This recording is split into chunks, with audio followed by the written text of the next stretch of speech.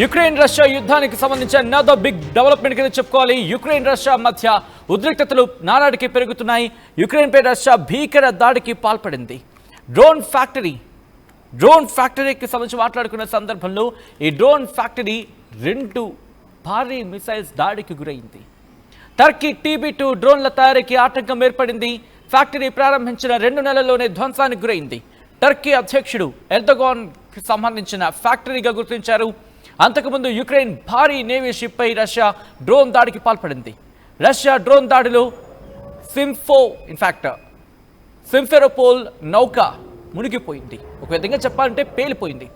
బుధవారం రాత్రి 600కు పైగా డ్రోన్లతో రష్యా దాడికి పాల్పడింది. ఈ క్రమంలోనే దాని గురించి మాట్లాడుకుంటున్న సందర్భం. ఇటు పుతిన్ 3వ ప్రపంచ యుద్ధానికి తెరలేపబోతున్నాడా? గత కొద్ది రోజులుగా జరుగుతున్న చర్చ ఇది. ఎందుకంటే ఇంతవరకు కూడా ఎక్కడ మిగిలిన దేశాలకు సంబంధించి అఫ్కోర్స్ అమెరికాకు సంబంధించి ఏవో కొన్ని ఆర్గనైజేషన్స్ లేకపోతే వాటికి సంబంధించి దాడి చేశారంటూ చర్చ జరిగిన క్రమం. వీటి మీద ట్రంప్ కూడా ఆగ్రహం వ్యక్తం చేశారంటూ ఇంకొక చర్చ జరిగింది. బట్ ఇప్పుడు ఎర్దోగాన్కి సంబంధించి టర్కీ అధ్యక్షుడు ఎర్దోగాన్కి సంబంధించిన ఆ ఫ్యాక్టరీ మీద పుతిన్ దాడి జరిగింది.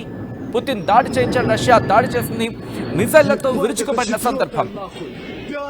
ఈ నేపథ్యంలోనే రష్యా ఇప్పుడు దాడిని తీవ్రతరం చేసింది. అసలు ఏం చేస్తున్నాడు పుతిన్ అనే క్వశ్చన్ ఇప్పుడు తెర మీదకి వస్తోంది.